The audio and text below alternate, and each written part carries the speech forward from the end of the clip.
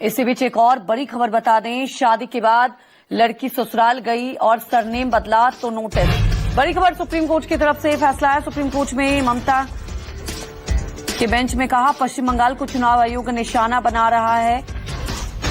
असम और अन्य राज्यों में एसआईआर नहीं कराए जा रहे। तो देखिए, सुप्रीम कोर्ट में आज एसआईआर को लेकर बड़ी सुनवाई हो रही है और असम और अन्य राज्यों में एसआईआर नहीं कराए जा रहे हैं। इस वक्त की बड़ी खबर आपको बता दें, सुप्रीम कोर्ट में आज अहम सुनवाई हो रही है। शादी के बाद लड़की ससुराल गई लेकिन सरनेम बदला तो नोटिस। हमारे वरिष्ठ सहयोगी प्रभाकर मिश्रा सीधे सुप्रीम कोर्ट से लाइव जुड़ चुके हैं। प्रभाकर, एसआईआर बड़ा मुद्दा, आज सुनवाई चल रही है, अभी तक क्या कुछ हुआ है बताएं। एसआईआर जब से शुरू हुआ है तब से सुप्रीम कोर्ट में किसी न किसी मसले को लेकर सुनवाई तो होती ही रही है, लेकिन आज की सुनवाई ऐतिहासिक रही। आज की सुनवाई विशेष रही क्योंकि देश के इतिहास में एक बहुत कम मौके आए होंगे। एक बार शायद अरविंद केजरीवाल जब मुख्यमंत्री थे, उन पर जब आरोप लगाए थे तो उन्होंने निचली अदालत में अपनी बात कही थी, लेकिन देश की सबसे बड़ी अदालत में सुप्रीम कोर्ट में कोई मुख्यमंत्री पेश होकर और वो अपनी बात कह रहा हो, ऐसा पहली बार हुआ है। ममता बनर्जी ने कोर्ट से गुजारिश की कि मेरी बात भी सुन ली जाए। उनके तरफ से वरिष्ठ वकील श्याम दीवान पेश हुए थे, उन्होंने उनकी तमाम बातें जरूर कहीं, लेकिन ममता बनर्जी ने कहा कि माय लॉर्ड, मेरी भी बात सुनी जाए क्योंकि मुझे पता है मैं ज्यादा विस्तृत ढंग से, ज्यादा बेहतर ढंग से समझा सकती हूं। और फिर उन्होंने अपने अंदाज में, उसी अंदाज में उन्होंने कहा कि दरअसल जानबूझकर पश्चिम बंगाल को निशाना बनाया जा रहा है। बाकी राज्यों में भी चुनाव होने हैं, बाकी राज्यों में भी चुनाव है। असम में एसआईआर नहीं हो रहा है, पश्चिम बंगाल में ही क्यों हो रहा है? जो मुद्दा आज सुनवाई के दौरान उठा वो ये उठा कि करीब 70 लाख लोगों को नोटिस भेजा गया है और उसमें जो वजह बताई गई है, जो कहा गया ममता बनर्जी सरकार की तरफ से, ममता बनर्जी और उनके वकील की तरफ से, कि करीब 70 लाख लोगों को, ऐसे लोगों को नोटिस भेजा गया है जिनके नाम में, जिनके सरनेम में उच्चारण की वजह से माइनर त्रुटि है, कोई माइनर छोटी मोटी दिक्कत है। उसी पर सुनवाई के दौरान जस्टिस बागची, जो इस पश्चिम बंगाल से ही आते हैं, सुनवाई के दौरान उन्होंने चुनाव आयोग के वकील जो हैं राकेश द्विवेदी, उनके लिए कहा कि मिस्टर द्विवेदी, अगर आप पश्चिम बंगाल जाएंगे तो आपको कोई द्विवेदी नहीं बोलेगा, आप द्विवेदी हो जाएंगे। तो कुल मिलाकर ये कि ममता बनर्जी ने एक और बात कही थी कि माय लॉर्ड, हमने चुनाव आयोग को 6 चिट्ठियां लिखी, चुनाव आयोग सुन नहीं रहा है, चुनाव आयोग सरकार के इशारे पे काम कर रहा है, चुनाव आयोग हमारी बात सुन नहीं रहा है, तो हम न्याय के लिए कहां जाएं माय लॉर्ड, हम न्याय के लिए आपके पास आए हैं। तो सुप्रीम कोर्ट ने ये बात कही कि जो आप लोगों ने जो बातें कही हैं, इस पर हम चुनाव आयोग से जवाब मांगेंगे। तो चुनाव आयोग को जवाब देना है, सोमवार को सुनवाई होगी। इस बीच ममता बनर्जी को सुप्रीम कोर्ट ने आश्वस्त किया, भरोसा दिलाया। पहली बात उन्होंने कहा कि जो आपने जो वकील रखा है, आपके तथ्य वकीलों ने अच्छे ढंग से रखा है, अदालत को ये बात समझ में आ रही है और आप जो ये कह रही हैं कि आप न्याय के लिए कहां, तो सुप्रीम कोर्ट न्याय की जगह है, तो यहां पर आप उम्मीद कर सकते हैं। तो सोमवार को इस मामले में एक बार फिर सुनवाई होगी। लेकिन आज की तस्वीर भारतीय लोकतंत्र के लिए, चुनाव आयोग के इतिहास में, सुप्रीम कोर्ट के इतिहास में हमेशा के लिए टंकित हो गई, अमर हो गई, जब एक सिटिंग मुख्यमंत्री देश की सबसे बड़ी अदालत में मुख्य न्यायाधीश की बेंच के सामने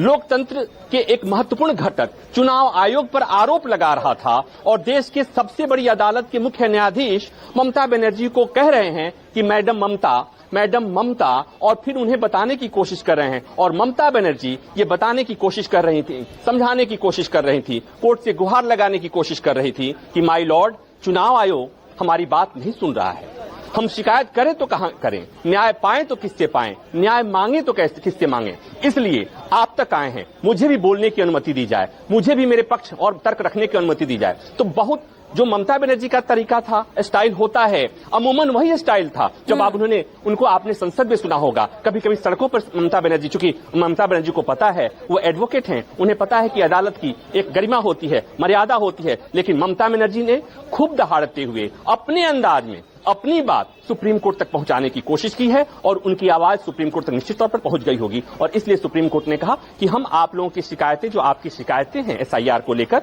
अब उस पर चुनाव आयोग से हम पूछेंगे। सोमवार के लिए सुनवाई चल गई है, एक बार फिर इसी मसले पर सोमवार को सुनवाई होगी। बिल्कुल प्रभाकर, सबसे बड़ी बात यही है कि एसआईआर को लेकर तो कई बार सुनवाई हुई, लेकिन आज का दिन वाकई ऐतिहासिक। लेकिन प्रभाकर, सबसे बड़ी बात यही है कि अब चुनाव आयोग से जवाब मांगा गया है।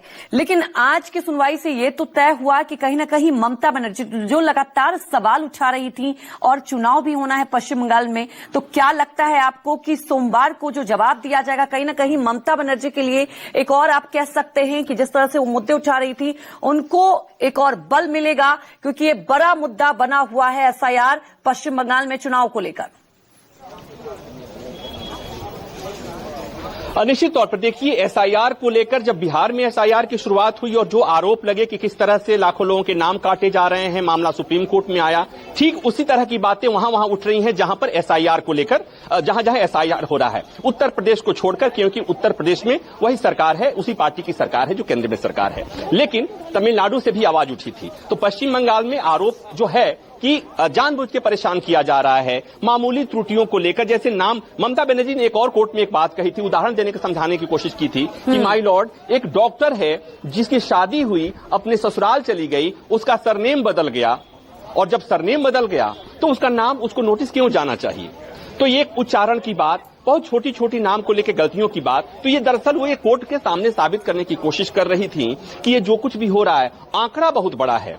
आंकड़ा 70 लाख के आसपास बताया गया कि 70 लाख लोगों को, ऐसे लोगों को नोटिस भेजा गया है जिनमें केवल नाम के उच्चारण और स्पेलिंग मिस्टेक के चलते गड़बड़ी है। और इस बात को कोर्ट ने भी माना। जस्टिस बागची जो इस बेंच में सुनवाई कर रहे थे, उन्होंने कहा कि कई सरनेम ऐसे हैं जो अलग अलग जगहों पे अलग अलग ढंग से उच्चारित किए जाते हैं और उसी के हिसाब से स्पेलिंग मिस्टेक्स होते हैं, स्पेलिंग में बदलाव होते हैं। और तभी मैंने एक बात कही, जब जस्टिस बागची सुनवाई के दौरान उन्होंने कहा चुनाव आयोग के वकील राकेश द्विवेदी को कि मिस्टर द्विवेदी, आप पश्चिम बंगाल जाएंगे तो आप द्विवेदी नहीं होंगे, आप द्विवेदी हो जाएंगे, क्योंकि वहां वह नहीं होता है। तो ये दरअसल सुनने में, बाहर अगर बातें होती हैं तो लगता है कि आरोप और बिना आधार के आरोप है, लेकिन जो बातें देश की सबसे बड़ी अदालत के सामने होती है तो उसकी गंभीरता समझी जा सकती है। अदालत ने इस बात को समझा है, और चूंकि इसके पहले भी आपने देखा कि अदालत को जब जो कमियां एसआईआर को लेकर बताई गई, बिहार के मामले में भी, तो अदालत ने उसे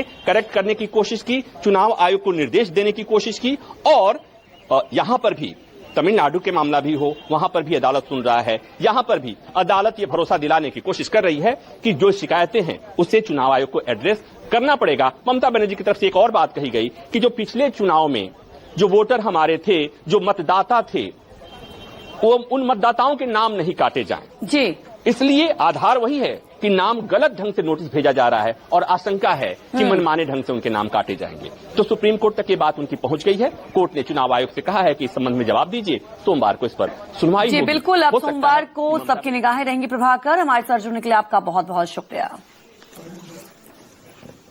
हर रोज हो जाता हूँ लेट, साफ नहीं होता है मेरा पेट। अबे घोचू, अक्खा इंडिया को मालूम है, पेट दफा हर रोग दफा। निष्पक्ष मतलब न्यूज़